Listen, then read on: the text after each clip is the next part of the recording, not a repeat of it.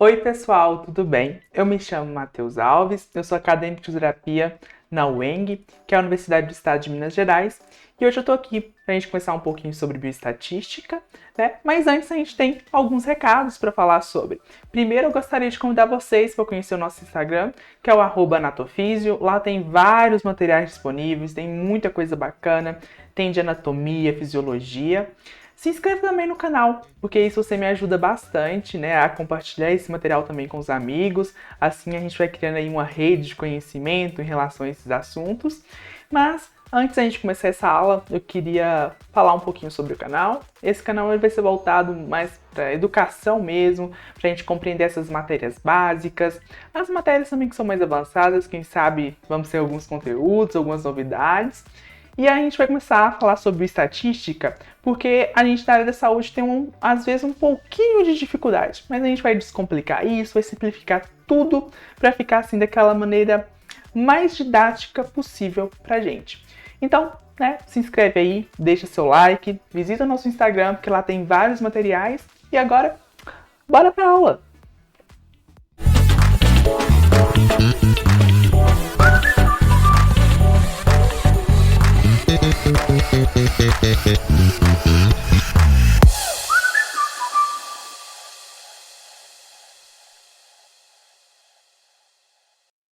Então, pessoal, o que a gente vai começar hoje? A gente vai entender inicialmente sobre os principais pontos em bioestatística. Vamos começar com a introdução sobre bioestatística, o que é, qual é o nosso objetivo dentro da saúde, entender essa bioestatística. E a gente vai ver uma coisa interessante, que eu já adianto, é que nesse momento da pandemia, a gente está vivendo bioestatística a todos os momentos. A gente está vivendo estatística a todos os momentos, né? Então, tem vários motivos aí que a bioestatística está inserida na área da saúde, e é isso que eu gostaria de conversar com vocês. Então, a gente vai falar sobre introdução de bioestatística, vamos falar também a diferença entre população e amostra, e por fim, vamos falar também sobre representatividade. O que é essa representatividade em relação à minha comparação da minha amostra dentro de uma determinada população, digamos assim, que eu estou pesquisando, ou de um artigo que eu estou lendo. A bioestatística também vai ser importante nisso, para a nossa interpretação em artigos. Mas a primeira coisa que talvez muitos de nós perguntamos quando vai estudar bioestatística é: por que a gente estuda bioestatística? Né? E a gente fica assim, mas meu Deus, eu vim para a área da saúde porque eu não queria conta, a gente tá lascado. Mas não, gente, não é difícil, a gente vai entender o porquê que isso é importante na nossa formação e assim, vai ser muito de boa. Mas, de uma forma bem simples, vamos pensar que a gente estuda bioestatística porque, gente, é importante a gente saber principalmente interpretar artigo científico. É importante que a gente entenda como foi feita aquela metodologia daquele trabalho. E isso é importante para a gente compreender, seja num artigo que foi feito, digamos assim, um ensaio clínico muito grande, ou que foi feita uma revisão de literatura. É importante a gente entender como foi feita a coleta desses dados. Isso ajuda a gente a compreender melhor o mundo daqueles dados que está sendo passados para a gente. Então, gente, o que é estatística? A estatística nada mais nada menos do que aquela ciência que vai fornecer os princípios e os métodos para a gente fazer uma coleta de dados, a gente entender aqueles dados, interpretar aqueles dados e usar aqueles dados da melhor forma possível. Né? Então, eu coletei aqueles dados, eu preciso saber o que eu vou fazer com aqueles dados. Isso é importante. Então, é por isso que a estatística está aí. A gente precisa entender que tem 3 tipos de estatística. A descritiva está relacionada a descrever aqueles dados, a organizar aqueles dados. Mas também temos a probabilística, que é aquela que está relacionada a movimentos aleatórios, probabilidade que a gente vê lá no ensino médio. E por fim a gente tem inferencial, que é quando eu vou usar uma informação de uma amostra para falar em relação à população. A gente vai entender melhor sobre elas e aí isso vai ficando cada vez mais fácil para a gente compreender. A descritiva, a gente pensa que eu peguei aqueles dados do meu estudo e eu preciso falar, né, alguma coisa sobre aqueles dados. É claro que eu falo uma das coisas, a gente precisa de entender isso, é que bioestatística está lado a lado com a metodologia científica. E aí, o que acontece?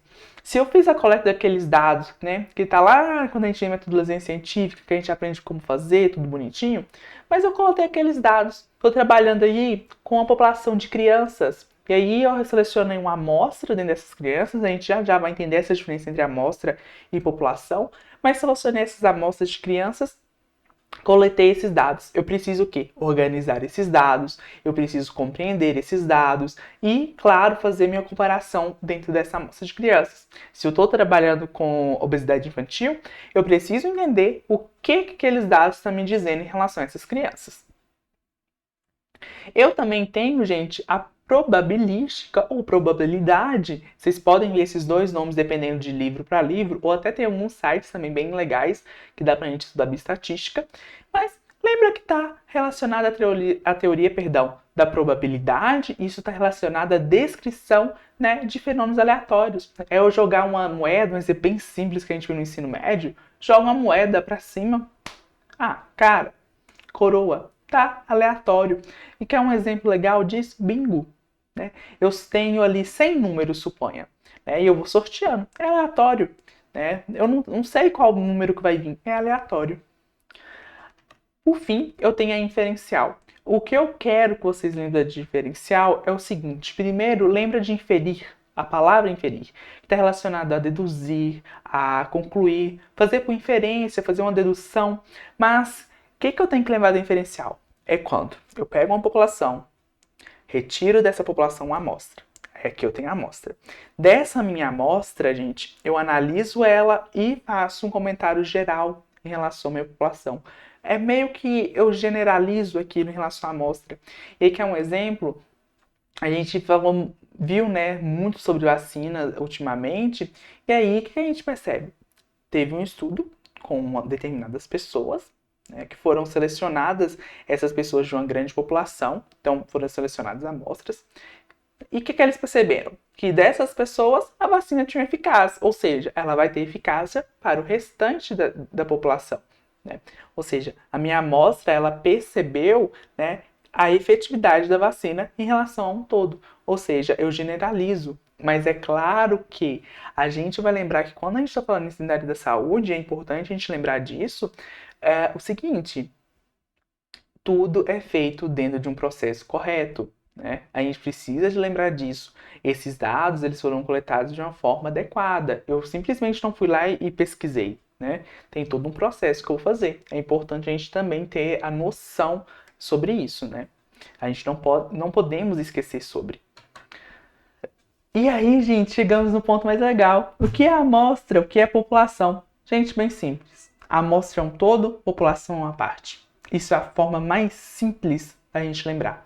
Mas, se você é aquela pessoa que gosta, assim, de ter a definição bonitinha, você pode falar assim, olha, a população, o universo, vai ser um conjunto de unidades a qual a gente deseja obter uma informação. Já a amostra, gente, é uma parte da população que possui as mesmas características e são retirados para obter uma informação desejada. Mas, população, um todo, a amostra, uma parte da população a qual a gente deseja obter aí um resultado, uma informação sobre isso.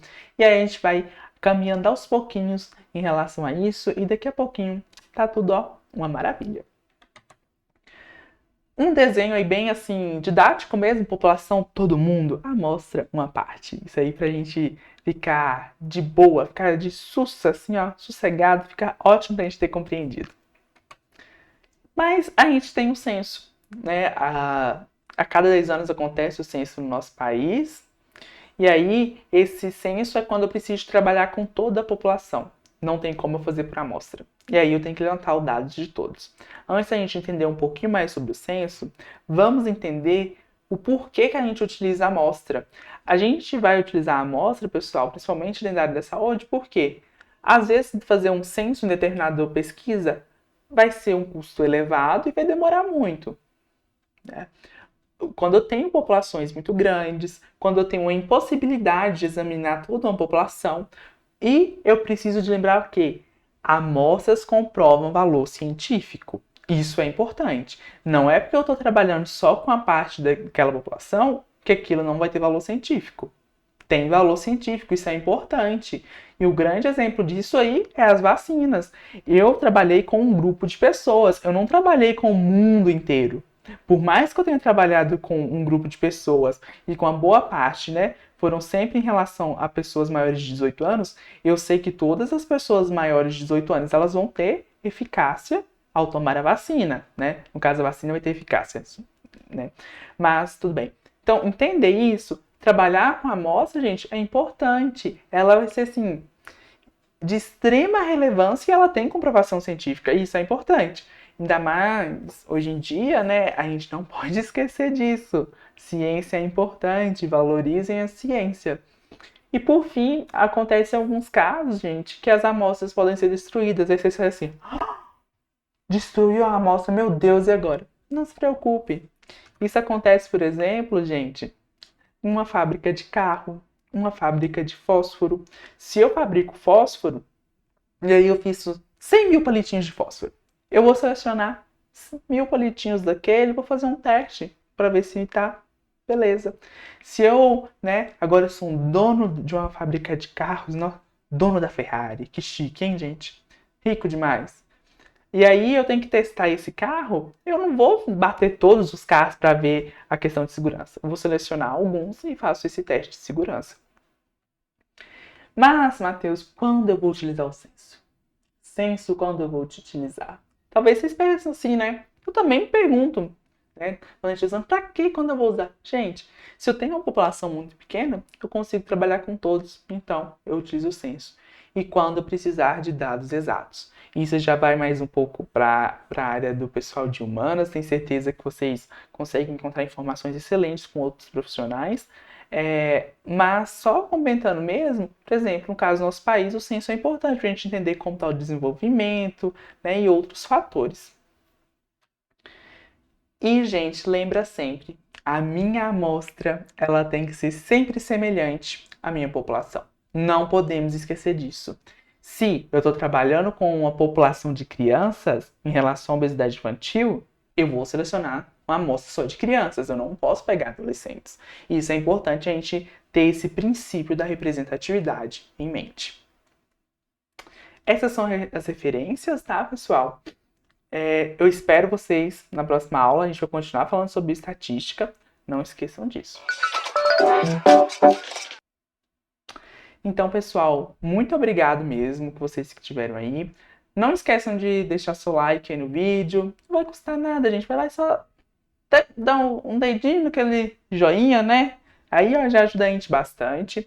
Passa lá no Instagram também para você conhecer alguns outros materiais que a gente tem. Se você quiser falar assim, olha, Matheus, eu quero saber mais sobre um determinado assunto, manda mensagem pra gente. Eu tenho certeza que a gente vai trazendo um pouquinho esses assuntos pra gente conversar. Se ficou alguma dúvida, pode deixar aí um comentário, pode enviar no Instagram também, e a gente vai mantendo esse contato sempre nas duas redes. E muito, muito, muito obrigado.